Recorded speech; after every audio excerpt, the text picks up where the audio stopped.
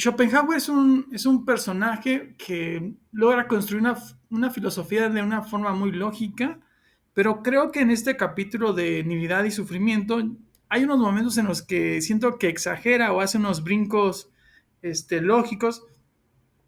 No obstante, gran parte de su pensamiento está intentando fundamentar su propio pesimismo. Es decir, podríamos pensar que él mismo es víctima de la voluntad.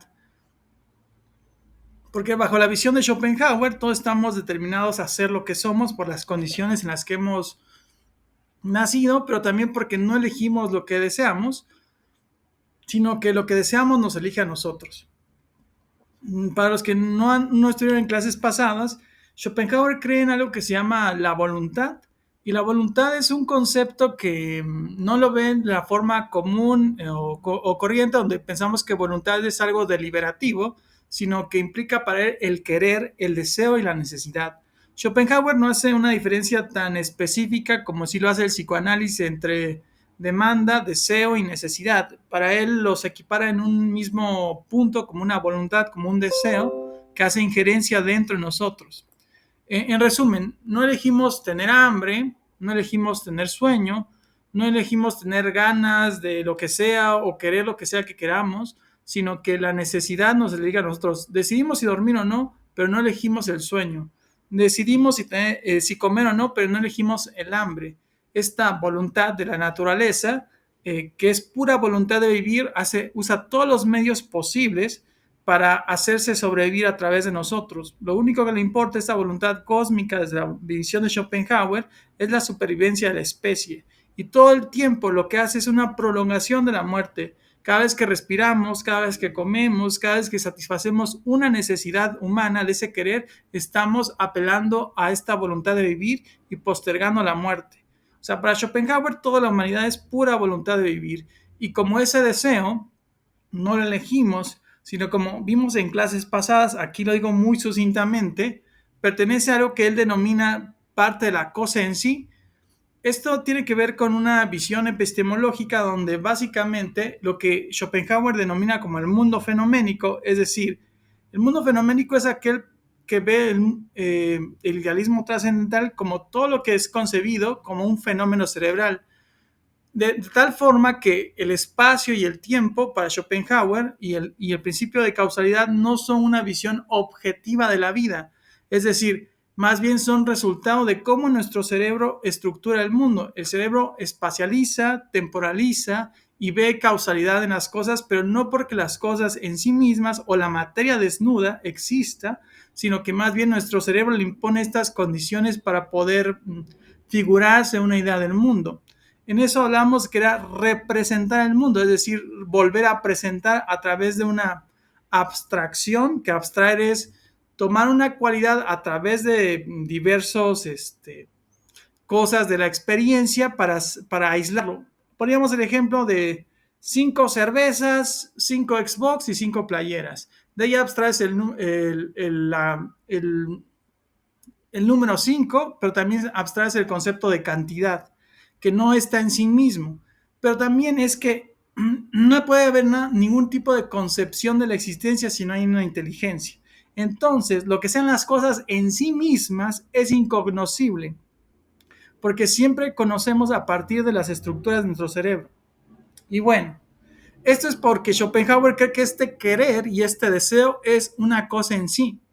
Es decir, que irrumpe en el mundo fenoménico, en el mundo de los sentidos, en el mundo cerebral, e impone sus términos sobre nosotros y sobre la especie. Por eso Schopenhauer es un determinista. Con lo que vamos a ver con Kierkegaard es una postura diametralmente opuesta. Que, bueno, que aunque el hombre tenga ciertas determinaciones, él puede elegir y ser libre. En fin, yo les comentaba en clases pasadas que pues hay ideas filosóficas que te pueden llevar a ciertas crisis y que pues no era mi intención, ¿verdad? Porque yo me acuerdo una etapa en la cual pensaba que no era libre y eso me llevó a muchos conflictos conmigo mismo, como pues de qué sirve intentar construir una vida si toda la vida ya está construida, solamente tenemos la ilusión de que estamos construyendo una vida. Pero bueno, eso fue más que nada como, pues no es mi intención, ¿verdad? Que nadie aquí pase un tipo de crisis existencial de ningún tipo, Si la vida los pone eso, pues ya será la vida y no yo. Entonces, siempre tanto de dar como unas opciones o corrientes o concepciones que se pueden contraponer y que tienen una solución racional con la cual podemos asimilar la vida. En este capítulo, como ustedes pudieron haber visto, para Schopenhauer lo que nos causa sufrimiento, y hay una influencia aquí profundamente hinduista y budista, es el deseo. Si no deseáramos nada en la vida, no sufriríamos. Esa es la tesis. ¿Por qué sufres, no? Básicamente sufres porque deseas algo de la vida. Si no, imagínense, si tú estás enamorado y esa persona no te corresponde, sufres muchísimo. Si tú deseas fama y gloria y no lo obtienes, sufres. Todo lo que deseas implica la posibilidad del sufrimiento, no el sufrimiento en sí mismo. Porque para Schopenhauer, como ya hemos anticipado en clases pasadas, mientras más deseas algo, si no lo obtienes, sufres más porque, porque estás condicionado por algo que no elegiste, porque no elegiste el deseo ni la necesidad a querer cosas. Una de las distopías, ¿no? O sea, las visiones más catastróficas de la vida podrían ser, ¿y qué tal si, puesto que no elijo lo que deseo, el universo pone en mí un deseo que no se corresponde con la realidad? Es decir, que deseo y tengo un anhelo que no tenga un referente en la vida. Y eso significaría que el hombre jamás se podría liberar ni de su angustia ni de su sufrimiento. Pero desde la visión psicologista que vimos de C.S. Lewis, o muy brevemente citamos, es que en la medida en que necesitamos y deseamos algo y queremos algo y algo que nosotros siempre hay un objeto de ese deseo que lo satisfaga. Como si tienes sed, hay agua. Si tienes deseos sexuales, está el sexo. Si hay curiosidad, está el conocimiento para satisfacerlo. En fin, una visión que podría contraponerse para que no viéramos en estas coordenadas tan terribles la realidad del mundo, pero también entender que si no eliges lo que deseas, la vida está subscrita a altos y bajos. Y eso es lo normal, es decir, no puede estar siempre bien ni puede estar siempre mal, porque puesto que no eliges lo que deseas y si lo que deseas está condicionado de tal forma que mientras más deseas algo, si no tienes ese objeto de tus deseos, sufres, significa que también cuando deseas mucho algo y obtienes la satisfacción de ese deseo, encuentras el placer, la felicidad. Es decir, como no sé si vieron esta película de En busca de la felicidad de González Will Smith, pues bueno, está en una pobreza inmensa, lo deja su esposa con su hijo, en fin, y al final logra conquistar todas esas metas que buscaba, ¿no? Un empleo que le genera mucho dinero, un reconocimiento público, a lo mejor, en fin. Mientras más grande es la carencia, si logras satisfacer ese deseo, mayor el grado de felicidad, mayor el grado de placer. Pero, ¿qué significa esto? Que no se puede entender una gran felicidad sin una gran carencia previa. Es decir, que hay un vínculo profundo entre el dolor y la plenitud. Mientras más grande es el dolor, más grande es la plenitud que puedes conquistar de la vida. Es una forma no utópica, ¿no? Porque generalmente a veces pensamos que en nuestras condiciones vamos a alcanzar algo como la felicidad, y ese ideal de la felicidad, aquí lo ve el componente de la felicidad vinculado profundamente a Schopenhauer con necesariamente sufrir mucho, porque es una especie de cubrimiento, por decirlo así, de esas necesidades. Esto pues ya lo habíamos barajado antes brevemente, pero también podemos pensar que si el sufrimiento es causado por el deseo, hay posturas más raras, ¿verdad? Como el del santo. Hay muchos santos ascetas, ¿no? Los santos ascetas intentan negar los deseos de su cuerpo, ayunar, ¿verdad? Apenas dormir, es decir, castigar la carne, el cuerpo, para de alguna forma llegar a un punto donde no tengan que desear y así encontrar un tipo de liberación del sufrimiento. En los budistas está el nirvana. Nirvana, de hecho, significa aniquilación. Y en ese sentido intentan hacer de sí mismos una nulidad de la voluntad, una nulidad del deseo. Si no deseas, no sufres.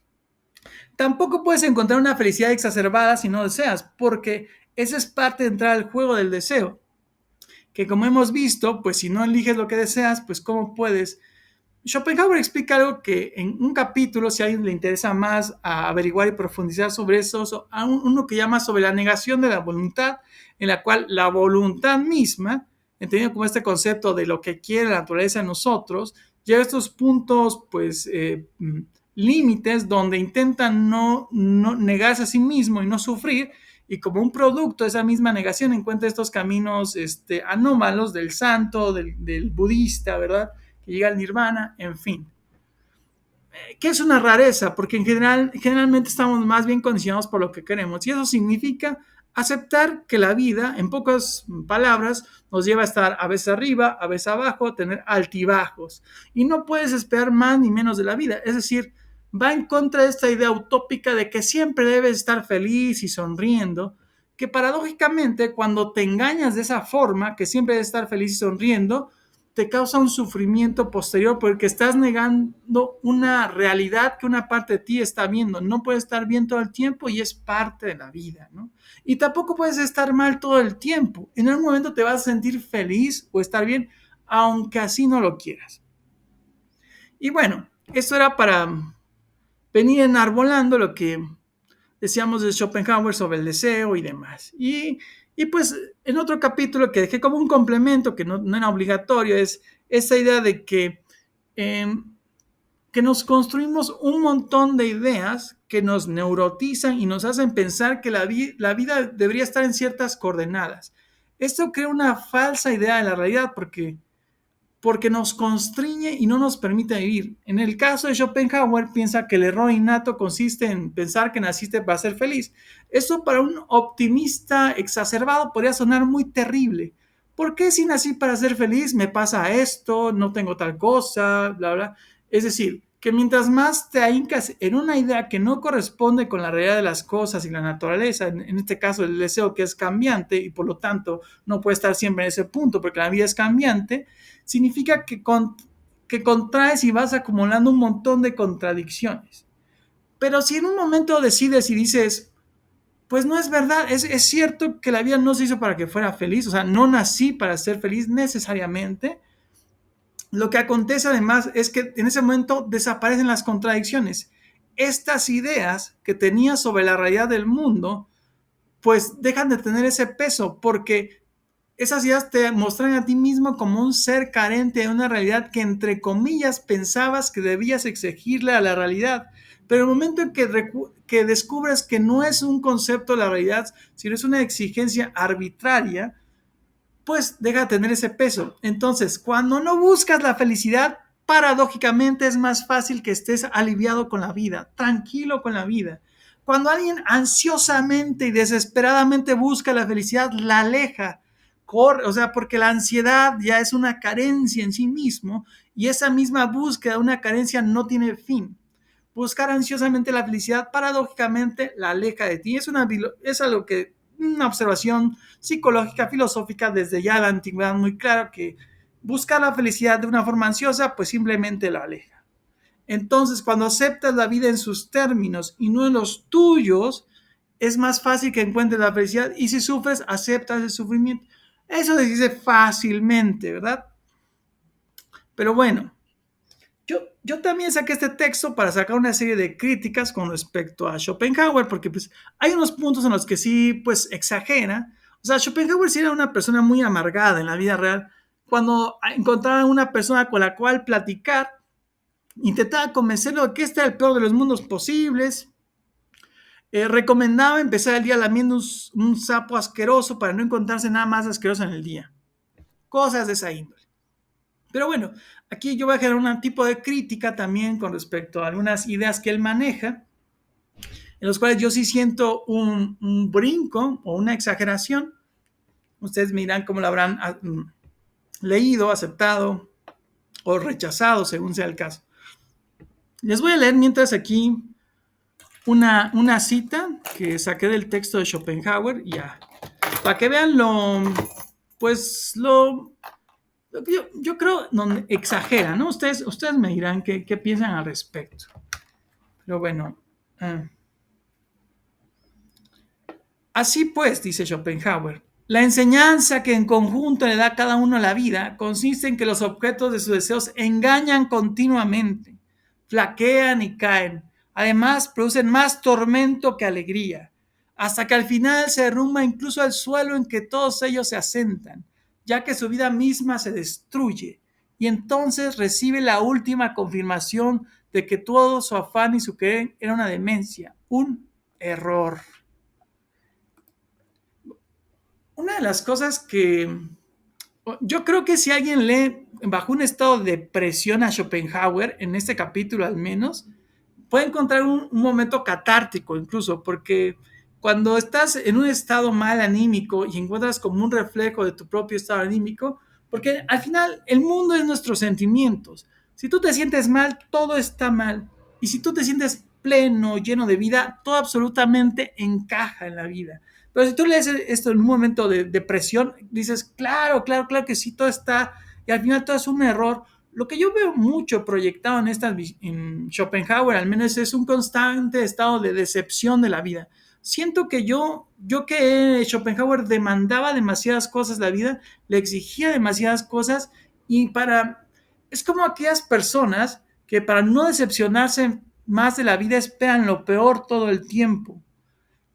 Y aquí hay pues es un error más o menos común, o un mecanismo de defensa más o menos común, que para que no te pase, para que no te sorprenda la vida en sus estados terribles, esperes tú lo peor de la vida. Y eso es algo curioso porque cuando esperas lo peor de la vida, sucede que arruinas así tu momento presente, porque a lo mejor lo peor de tu vida ya pasó, lo más terrible de tu vida ya pasó, pero al estar esperando constantemente lo peor de tu vida, haces que los momentos que podrías estar bien con la vida se arruinen, porque verlo a partir de esperar el sufrimiento te hace sufrir. La anticipación del sufrimiento es ya sufrimiento. Y también la idea opuesta, ¿no? Como pensar, lo mejor de mi vida ya pasó. Eso hace que no puedas aceptar la posibilidad de que algo bueno o mejor te pueda pasar en el mundo. Y te vuelves pues nostálgico, ¿verdad? Y todo lo demás del presente ya no puede equivaler a esta idealidad, porque es muy fácil idealizar el pasado, porque no es una realidad presente. Si lo hiciéramos una realidad presente, caería esa máscara de idealidad, pero como no está, es más fácil idealizarlo. En fin, bueno, esta es una lectura, me tuve el atrevimiento, ¿verdad?, de intentar, pues, ver este excesivo orden de excepción. O sea, hay un biógrafo de Schopenhauer que se llama Rudiger Safransky, que tiene una hipótesis, una conjetura con ciertas bases en la cual el padre de Schopenhauer se suicida. Sí, adelante, Roque. Hola, hola. Nada más tomando o quizás en un paréntesis con esto que mencionas de, de ver toda la, ¿cómo decirte? Pues ver todo lo negativo de la vida, ¿no? O más que negativo, esa decepción de cualquier aspecto, ¿no? Cualquier aspecto. Pues sí puede ser un mecanismo de defensa, pero yo quizá lo ocupo mucho, realmente lo ocupo mucho. Pero a mí mi postura es un poquito diferente, es realmente no esperar como que nada bueno, pero cuando llega es el momento de agarrarlo, ¿ves? O sea, dices, ah, pues bueno, puede pasar, pero cuando llega algo que realmente o no te lo esperabas, ¿no? Realmente, o pensar siempre en esa parte, ah, me va a decepcionar y de repente, ¡pum! Es todo lo contrario, creo que es más emocionante y bastante gratificante, al menos para mí. Por eso Mm. sí, esa postura se me hizo interesante, pero creo que también podría verse desde otra perspectiva, ¿no? O sea, el decepcionarte o esperar la decepción de las cosas, sí, sí es cierto, te protege para no sentirte más mal, ¿no? Pero creo que también, te digo, como yo lo manejo muchas veces, te ayuda a valorar muchas veces cuando algo viene realmente diferente. Bueno, ahí para complementar tantito. Sí, sí, sí, no, está bien. Creo que en ese sentido tu visión es más positiva que la de Schopenhauer. No, no sé si la palabra sea positiva, porque una cosa es esperar siempre lo negativo, Y otra cosa es no esperar algo bueno y que algo bueno que pase te sorprenda. Porque cuando no esperas algo bueno y algo bueno te pasa, pues siempre va a ser una sorpresa. Pero es diferente porque lo que podría pasar, o sea, no digo que sea tu caso, Roque, sino que cuando esperas que algo negativo te pase todo el tiempo, lo que podría pasar es que cuando algo malo pase, confirmes, ah, claro, todo es malo, todo está mal. Yo ya sabía que algo malo tenía que pasar. Y en ese sentido, en vez de reconocer esta parte de la realidad que no es solo pura negatividad, yo lo digo porque también yo crecí educado en una tendencia muy negativa de la vida, o sea, como que esperar siempre la tragedia, lo malo, como una forma habitual de vivir, pues al final es una forma, pues no sé si era adictiva, pero te encarcela en ciertas estructuras que ya no puedes ver la vida de otra forma. La Universidad de Johns Hopkins hizo una universidad muy icónica en términos de medicina. Hizo unos estudios trató así como a varios pacientes que tenían depresión y ansiedad con un tratamiento con psilocibina. Y básicamente lo que hace la psilocibina es que genera nuevas conexiones del cerebro. Ya algo así como un 70%, algo así alrededor, no me crean mucho, no me acuerdo bien, pero logró superar su depresión y ansiedad con la psilocibina. Lo que esto implica es que gran parte de las personas que son depresivas y ansiosas tienen una forma estructurada de ver la realidad, una adicción, entre comillas, igual no es la forma correcta de decirlo, en la cual ven el mundo. Es decir, que ver todo el tiempo de forma pesimista o ansiosa es porque ya estás encadenado y estructurado a ver una forma determinada de la vida. El hecho de que algo haga que literalmente generes nuevas visiones del mundo y en esa forma tus neuronas generen nuevas conexiones, estructuras de otra forma el mundo, te permite también estar mejor con el mismo. Es decir, que en la mayoría de los casos no es un problema tanto de una cuestión de que tu cerebro no produzca biológicamente, en algunos casos sí, ¿verdad? Pero sino que hay una forma en la cual uno está enraizado en estructurar la realidad. Y en fin, o sea, yo solamente muestro una opción, ¿no? Porque al final eh, yo creo mucho en que tú elijas tu camino. Pues una psicóloga me recomendó que para no decepcionarme o, digamos, no sentir tanta ansiedad por, digamos, para tomar decisiones o para no estar, digamos, deprimirme o sentirme mal por algo que ocurre, pues que no esperara nada, o sea, que solamente estuviera como muy, que no esperara lo bueno, pero tampoco lo malo, o sea, que estuviera como entre un punto medio. Sí, sí, sí. Y yo creo que esa es una forma muy sana de ver la vida.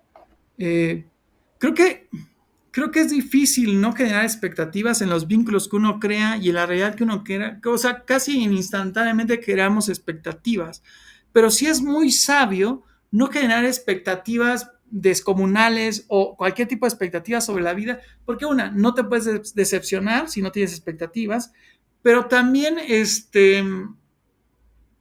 pues no hay desesperanza, sino la vida, como dijo Roque, te sorprende al no tener esas expectativas. Es difícil, creo yo, pero creo que es muy sano intentar construir una vida sin expectativas. O sea, yo sé que esto puede como o contraponerse con estas visiones capitalistas de productividad, porque nos venden una idea de tú debes soñar grande, ¿no? Ser empresario, en fin, ¿no? Ideas así. Y paradójicamente, al intentar inflar el deseo, y esto lo he mencionado una vez en una de las clases, es que estamos en una sociedad profundamente enferma porque te enseña a estar siempre insatisfecho con la vida, a siempre necesitar y querer cosas que en realidad ni necesitas, es decir, a crear expectativas de ti mismo y una identidad de ti mismo, porque si yo soy un músico, si yo soy un deportista, si soy tales cosas, tengo que cubrir ciertas expectativas. En el libro del té lo veíamos que cuando generalmente en esta sociedad nos obligan a pensarnos como debo de corresponder a ciertas expectativas porque soy tal o cual. Y paradójicamente, como nos neurotizamos a intentar cubrir un papel, comenzamos a sufrir. Y sufrimos más en la medida en que no nos vemos equivalentes a ese papel. Pero sí, nosotros somos lo que sea que somos, En el caso del libro del té, somos cambio constante y por lo tanto pensarnos en nosotros como algo fijo es siempre una cosa que nos va a causar sufrimiento porque nunca vamos a ser una idealidad. Es decir, las ideas y la realidad siempre están desfasados y lo que estamos pensando en nosotros a intentar encarnarnos como una idea, un papel fijo y bajo ese papel construir expectativas es una construcción de sufrimiento. También en otras clases habíamos mencionado que paradójicamente la idea de felicidad nos puede causar mucho sufrimiento porque si, ¿cuál es la idea que nos vende en la sociedad generalmente de felicidad? Pues son generalmente términos materiales, ¿no? Debes tener una casa, pareja, carro, ya de ciertas cosas, ¿no? Eso por decir una idea aquí, rápidamente lo que podría ser la felicidad para alguien. Y si tu vida no corresponde a esa idea de la felicidad, todo el tiempo te estás viendo como carencia. Tu vida presente no es esa idea de la realidad, por lo tanto, tú eres un ser que carece de eso y por lo tanto sufres por no cumplir una idea. Tanto la otra que mencionaba Schopenhauer, que la vida se hizo para ser feliz, como estar proyectando una idea de la felicidad que nos hace paradójicamente infelices, descubre que en el fondo quizás deberíamos intentar, como en el libro del té, quizás fluir y quizás como veremos en el caso de Kierkegaard, un caso más raro, más difícil, yo creo que menos transitado por una fuerte crítica también a la sociedad, el caso de la fe, ¿verdad? Pero bueno, en términos, si alguien puede construir su vida a partir de no construir o reducir las expectativas al mayor grado posible, pues haría bien. Alguien seguramente desde la postura le diría, no, no, no, tú debes de soñar alto, no, tú debes de ser el mejor músico, el mejor escritor, el mejor lo que sea de algo. Y en eso pueden construir su vida o constreñirla, ¿no? Porque al final, ¿qué tal si, no sé si han visto esta película que se llama, ay, se me fue el nombre, pero se llama Soul, desde Disney. Bueno, pues uno de sus grandes sueños, según él, del protagonista, era tocar con jazz, con una cantante famosa, no me acuerdo el nombre. Y cuando lo logra hacer ese mismo día... Era Williams, se llamaba. Exacto. Descubre que todo eso que esperaba de la realidad lo decepciona. Es decir, que somos un misterio para nosotros mismos, que estas expectativas que hemos construido de la realidad en realidad pueden ser incluso falsas, es decir, que tenemos un montón de expectativas de la realidad y ¿qué pasa? Un día las cumplimos y descubrimos que no nos hacen felices, que no nos dan el bien que en teoría prometían. Porque alguien que entre comillas hemos dicho lo tiene todo, ¿verdad? Lo que sea que signifique todo, se suicida un buen día, ¿no?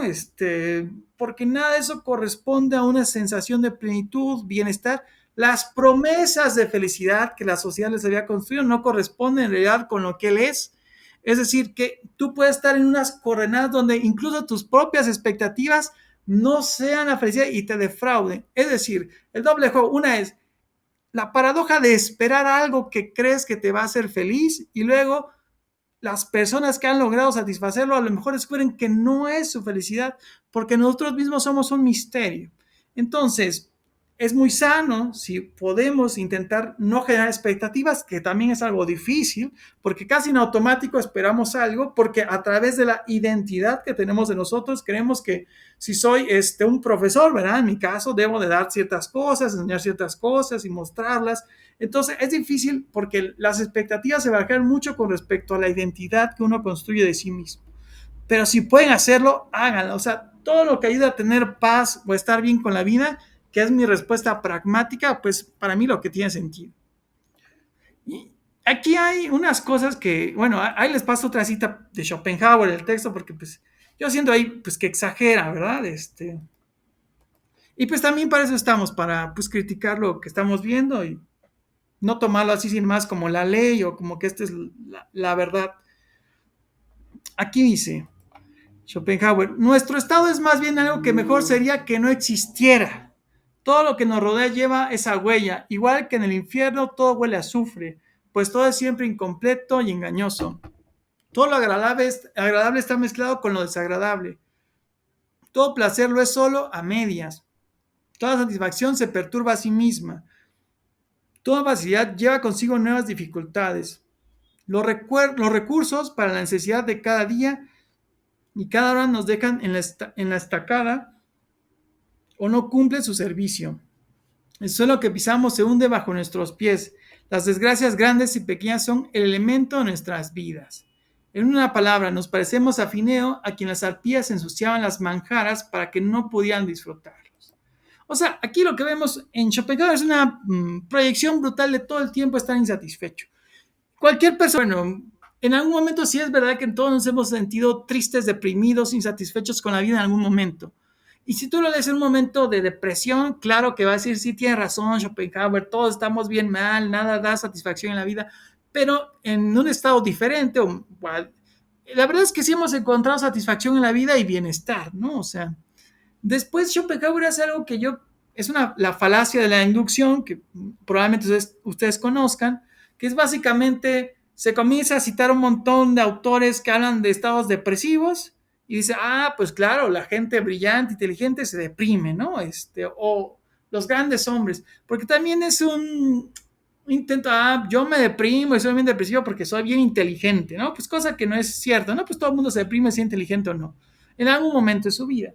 Y es la falacia inductiva, tomar algunos casos y después deducir, por lo tanto, la vida es terrible, ¿no? Es brutal. Como alguien diría, por ejemplo, a alguien le fueron infiel 2 veces y dice, todos los hombres son infieles o todas las mujeres son infieles, pues una falacia inductiva, por unos casos, que generaliza y supone que es así en todos los casos, lo cual pues evidentemente no es así, pues hay mujeres y hombres que no lo son. Algo que yo quería contraponer es que no necesariamente es muy complejo porque la felicidad no siempre implica un placer tajante sensorial.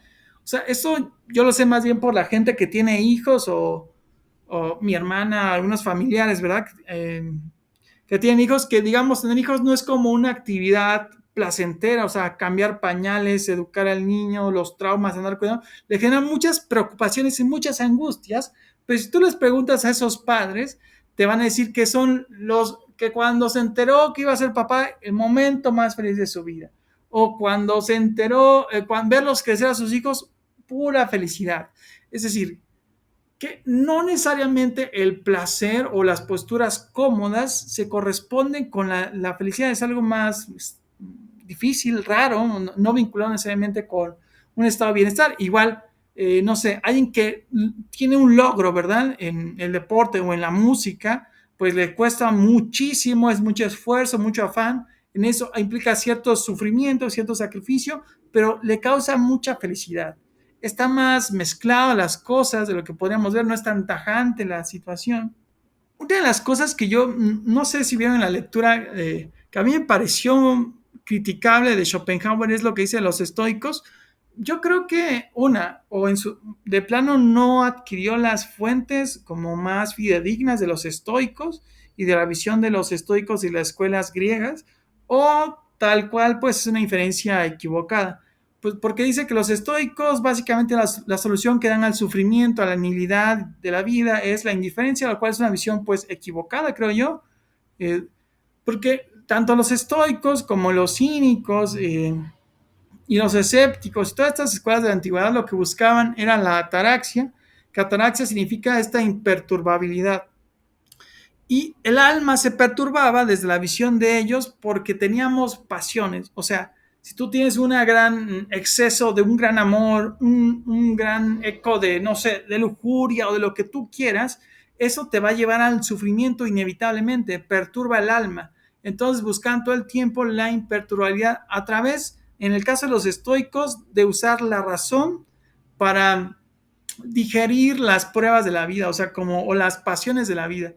Es algo que yo creo que muchos hacemos de una forma, no sé si decir natural, pero habitualmente, que tratamos de racionalizar nuestras emociones para de esa forma quitarle el peso a las pasiones o al exacerbado deseo de las cosas.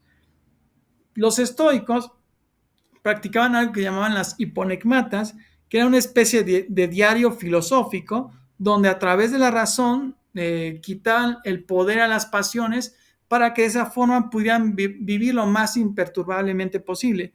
Dentro de las hiponegmatas más conocidas están las de Marco Aurelio, el único filósofo que ha sido emperador, creo yo, y que a través de están las meditaciones de Marco Aurelio, donde básicamente hacía sus ejercicios, donde a través de la razón intentaba quitarle el peso a las pasiones y así digerir la vida. Cosa que en la práctica pues no es fácil, pero es loable que alguien intente hacerlo.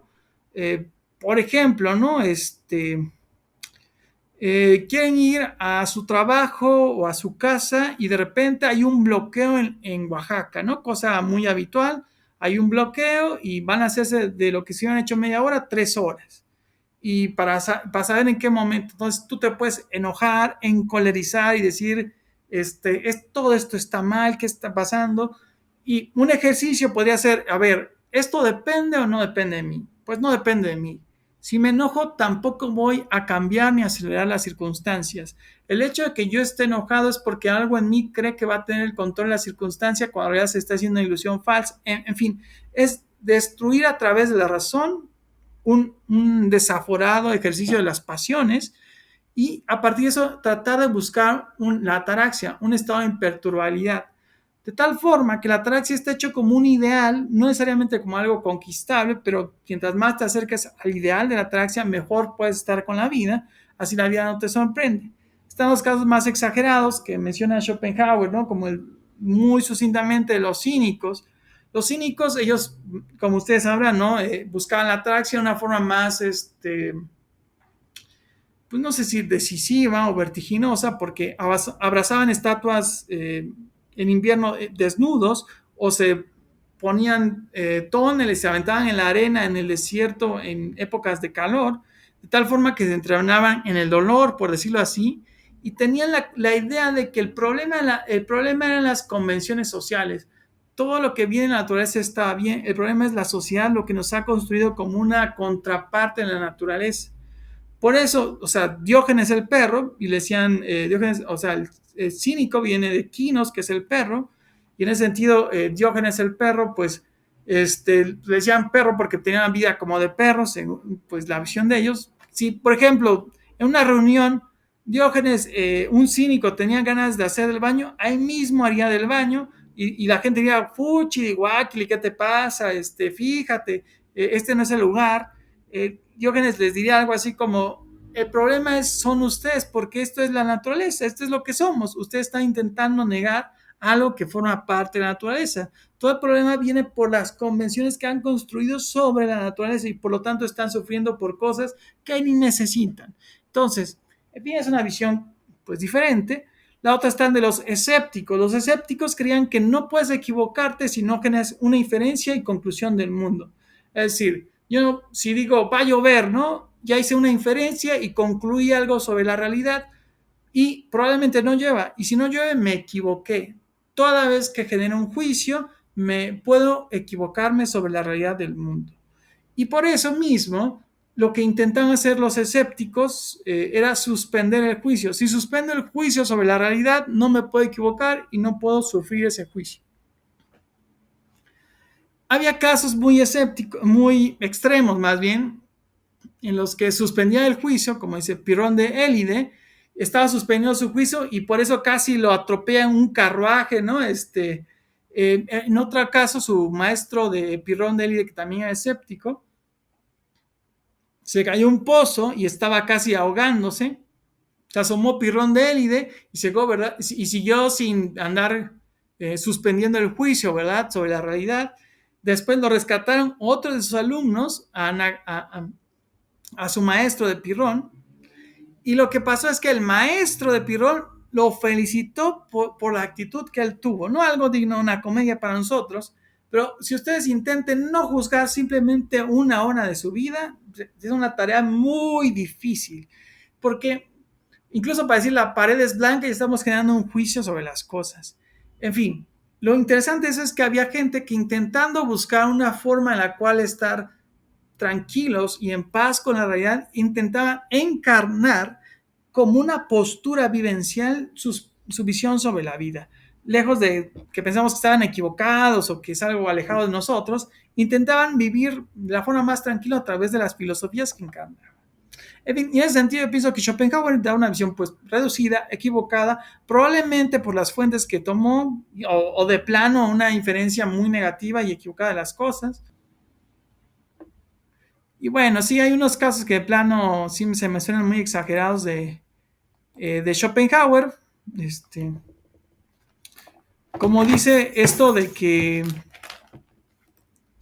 aquí les voy a leer una cita, dice, por mucho que se diga, el instante más feliz del hombre es el momento de dormirse y el más desgraciado del desgraciado el momento de despertar. A mí esto sí me suena hiper exagerado. Pues cualquiera, yo creo que Me pasa a veces. sí, sí, claro, claro. O sea, es verdad, es delicioso dormirse, es muy rico dormir, pero de eso a que sea el momento más feliz de sus vidas el estar dormido, pues yo creo que me da la impresión, ¿verdad? Espero que no sea el momento de dormir el momento más feliz de su vida y quiero pensar que han vivido momentos más felices que al dormir. O sea, dormir sí es maravilloso, es delicioso, pero pues yo creo, sobre todo cuando, digo, si estás deprimido, no, esto vas a ir a Schopenhauer, claro que sí. Y lo digo desde que yo he estado ahí, pues, o sea, he estado deprimido muchas veces en la vida y claro que cuando estás mal, todo está mal. Esta frase que yo me acuerdo, a mí me encantaba citar tanto a Sartre como a Schopenhauer cuando estaba muy deprimido, como esta parte de el presente siempre es insatisfactorio, el pasado irrecuperable y el futuro siempre incierto, o la más trágica, ¿no? O bueno, igual de trágica quizás de Sartre, que nos dice que nacemos nacemos sin propósito, vivimos por debilidad y morimos por casualidad, ¿no? Una cosa así. En fin, ¿sí? Como que hay una necesidad catártica también de encontrarnos en el dolor. Eso se me hace muy curioso porque Cioran, que es un pesimista así exacerbado, todos los libros que lean de Cioran, pues es pura depresión y negatividad.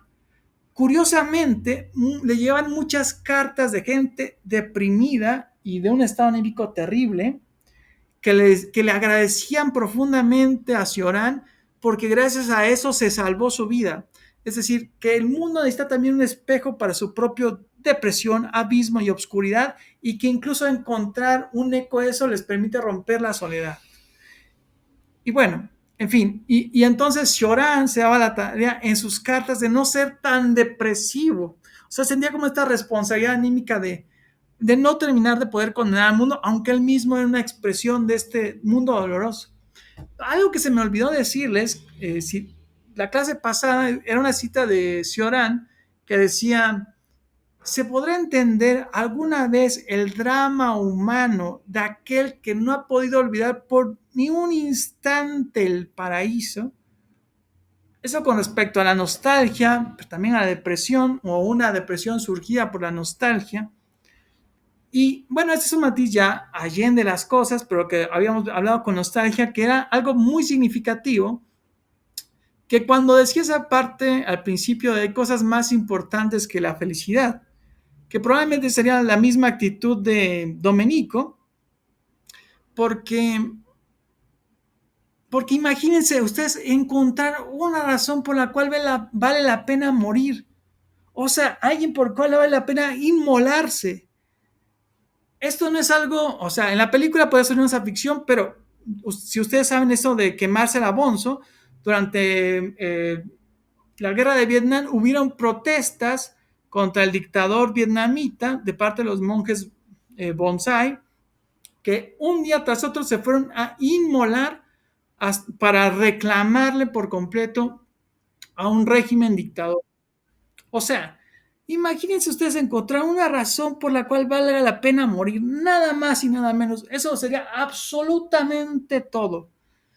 Bueno, en fin, ya regresé y brinqué esas cosas que pues creo que vale la pena mencionarlos, pero no sé. Al final, aquí no, es importante entender que son concepciones y visiones del mundo y que según el estado anímico en cómo estemos con respecto a la vida es con lo que nos vamos a identificar.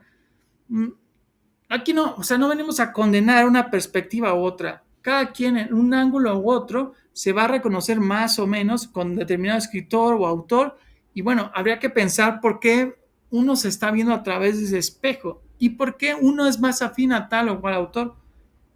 Y lo más importante es que a partir de eso ustedes tienen su propia visión del mundo. Luego viene esta visión que dice de Lessing. Lessing era muy, muy irónico y bueno, dice, Lessing se asombró de la inteligencia de su hijo que, no queriendo venir al mundo, tuvo que ser traído a él con forceps y apenas estuvo en él, se apresuró a dejarlo. O sea, pues Lessing es un irónico y dice, qué inteligente mi hijo, que... Pero Schopenhauer, o sea, me sorprende que Schopenhauer, que le echa tantas pestes al mundo y dice qué horrible mundo, qué asqueroso, en fin, no se haya suicidado. O sea, pues si tú piensas que todo está mal, que es o sea, incluso hay una crítica, ¿no?, que hacen en la lectura, porque Leibniz dice que este es el mejor de los mundos posibles a través de una visión, pues, lógica, de la cual Voltaire sacó su libro El Cándido, donde habla de un personaje que es cándido, significa alguien que es ingenuo, y que aprovecha el evento del terremoto de Lisboa, donde hubo una masacre de personas, y donde básicamente Cándido va comprobando y va intentando construir que es el mejor de los mundos posibles en contra de una evidencia empírica que le muestra que el mundo es terrible. Pero Schopenhauer incluso saca la deducción, ¿no?, de que podemos incluso pensar que este no es el mejor de los mundos posibles, sino este es el peor de los mundos posibles. Porque si hubiera un mundo peor que dice, ese mundo sería insoportable. Por lo tanto, este mundo es el peor de los mundos posibles porque el que fuera insoportable no podría existir, ¿no? Una cosa así. Pero bueno, también yo creo que podríamos objetarle, ¿no?, que puede haber entre ese mundo que es el insoportable y grados de mundos que son soportables, de tal forma que en realidad no es el mundo. Es decir, un mundo donde encontremos un grado que es peor, pero que podría seguir existiendo, ¿no? Por ejemplo, un mundo sin mezcal. Un mundo sin mezcal, pues sería peor que bueno, desde mi visión del mundo, o sin música sería peor, pero podría la gente seguir viviendo de una u otra forma, sobreviviendo. Si la música, igual, ¿no? Pero podría sobrevivir de una forma, les haría falta algo, diríamos terrible, pero seguirían viviendo. O sin el mezcal, igual, ¿no? En fin, yo creo que sí tiene un gran afán de intentar pensar todo es terrible, todo está mal, porque también, y eso que Schopenhauer fue un privilegiado, o sea, heredó una fortuna y pudo vivir de eso bien y decentemente, pues el resto de sus días. O sea, yo no me imagino si le hubiera tocado un sufrimiento más terrible que eso, ¿no? Pues, ¿qué habrá sido él? En fin. Con todo eso, Schopenhauer no se suicidó. Sí era muy amargado y todo, pero pues no se suicidó. En fin. Y esto del beat, y esto lo tomo como un pretexto para introducir unas ideas que vamos a contraponer con Kierkegaard, como un complemento quizás, como esto de habla de Lessing, ¿no? De su hijo y demás. Porque Nietzsche se preguntaba por qué una cultura como la griega crea un mito como el siguiente. El mito del Sileno, que eran pertenecientes a la corte de Baco. El rey Midas secuestra al Sileno o lo agarra y le ruega que le diga qué es lo mejor para el hombre. Y el Sileno le responde, lo mejor para el hombre es no haber nacido. Y lo segundo mejor es morir tan pronto nace. Entonces Nietzsche se pregunta cómo es posible que una cultura como la griega se funde o se construya a través de un mito tan pesimista como el del Sileno. Nietzsche tiene la idea es porque, y esa es su visión de Nietzsche, ¿no? Que la verdad es una experiencia, pero esa experiencia de la verdad es encontrar que no hay ningún referente de sentido y que la vida es absurda, ¿no? Y que a pesar de que la vida es absurda y sin sentido, el hombre se puede afirmar a sí mismo. Y que no hay ningún referente de sentido trascendental y aún así el hombre puede sobrevivir.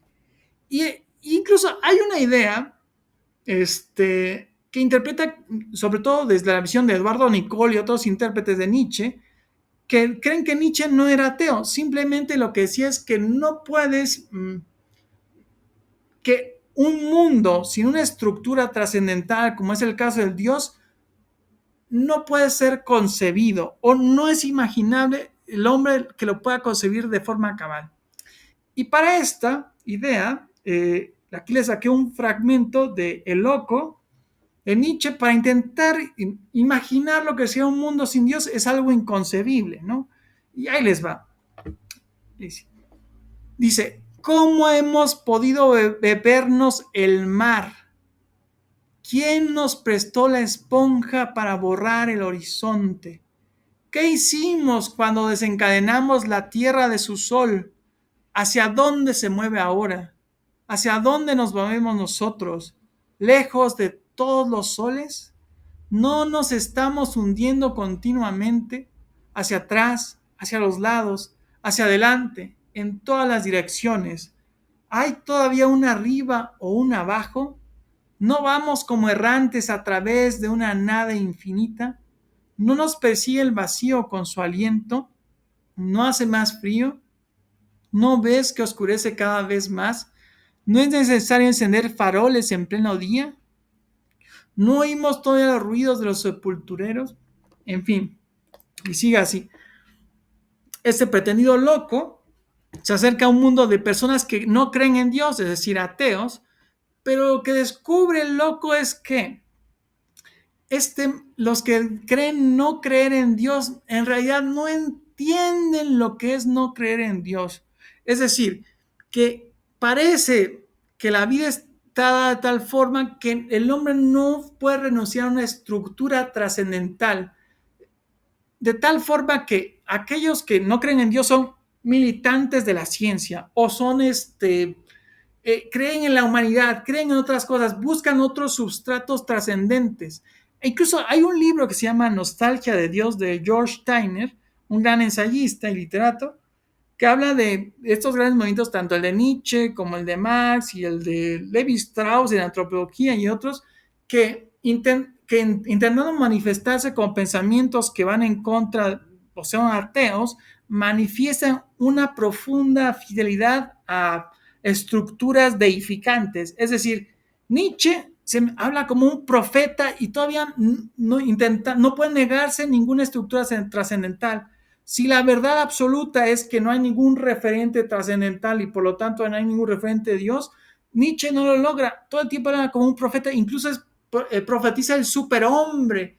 No logra acabar con lo trascendental que intenta hacer, ¿no? Y en el caso de Marx, ¿no? Una tierra prometida donde todos los hombres van a ser iguales y se habla como un profeta también del comunismo. Es decir, no pueden alejar estas estructuras porque no es tan fácil acabar con una idea trascendental o estructural. Cuando no te manejas bajo una ley o principio o una visión oracular, tú mismo te haces ley a ti mismo y entonces te conviertes en un psicópata. No es tan fácil acabar con la estructura de Dios. No, es más, la humanidad no sabe ni entiende eso. El que cree que es ateo no conoce el fondo del abismo porque no sabe qué es vivir en la nada absoluta. Sigue generando sustitutos de estas estructuras trascendentales. Dostoyevsky en Los Endemoniados maneja dos personajes. Hay que intentan hacer como un revuelo en la ciudad, que intentan quemarla. Un personaje que tiene como una visión, pues no sé, trascendental o elevada de la vida, decide que se va a inmolar. No se va a inmolar, se va a cometer un acto de suicidio. Ya pensaba suicidarse desde hace tiempo. Y les dice que pueden hacer cualquier destrozo por su partido, por decirlo así, y en qué momento él se podría suicidar y se lo podrían achacar a él y no hay problema. Entonces va este representante del partido, que es un tipo de un canalla, un ser cobarde, es un ser terrible, ¿no? Que un patético, además, que va a decirle, ya es el momento de que te suicides, porque necesitamos culparte de una serie de atrocidades que hemos hecho en la ciudad a este personaje. Y este personaje, primero como que comienza a renegarse, y entonces para intentar convencerlo le dice, una idea que podría llevar al hombre al suicidio es pensar que Dios debe existir y que no exista. Eso significa que, imagínense un cosmos donde Dios deba existir, significa que todas las necesidades cósmicas y divinas, íntimas y del universo, reclaman esa hambre profunda de espiritualidad, pero además no existe. Entonces todo el mundo existe en un sinsentido, en una contrapartida de sí mismo. Todo el mundo está por completo desfigurado de su propia esencia porque está buscando algo que nunca va a hallar. Y en ese sentido, cuando le dice esta idea, finalmente, ¿verdad? llega como una especie de éxtasis el personaje que se quiere suicidar y dice, está bien, te voy a firmar el papel donde me voy a suicidar y donde voy a escribir eso porque sé que al final toda la verdad saldrá a la luz. Se va el personaje mientras el otro firma y escribe eso porque dice, y va pensando, que se creía ateo era el más creyente de todos porque creía que la verdad trascendental iba a salir a luz tarde o temprano. Es decir, mientras todavía en la humanidad subsista una estructura trascendental, universal, que justifique el mundo o la razón de ser del mundo, es porque en el fondo no se ha acabado con la idea de Dios, porque siempre hay la opción de algo trascendente en lo humano. Sino, ¿por qué la razón de poner una ley sobre los otros o sobre los demás? ¿Por qué generar un principio o una norma que cobije algo si no hay algo que trascienda y que rija a los demás? Es la dificultad, ¿verdad?, de poder o no acabar con Dios. Es decir, que no es tan fácil renunciar a una estructura como esa. La concepción más. Otro contraejemplo que se podría ver en caso de Schopenhauer, que se me olvidó mencionarles, es que si es verdad que el mundo es sufrimiento y horror, ¿por qué alguien como en el caso de Viktor Frankl en un campo de concentración le encontró sentido a su vida? Es decir, si alguien como Viktor Frankl en un campo de concentración le encontró sentido a su vida, cualquier persona le puede encontrar sentido a su vida por agónica que sea. Viktor Frankl maneja casos así muy difíciles como gente esquizofrénica, amputados, paralíticos que le encuentran sentido a su vida, lo cual para mí es una gran proeza. O sea, yo me pienso en ese lugar y ya dije, no, pues me hubiera deprimido y me hubiera consumido la nada, el sinsentido, ¿no? Pero bueno, o sea, qué gran mérito que alguien bajo una circunstancia así le puede encontrar sentido a su vida, pues es pues muchísimo, absolutamente todo. Entonces hay contraejemplos en donde podemos ver que alguien en condiciones no favorables encuentra plenitud y sentido a su vida,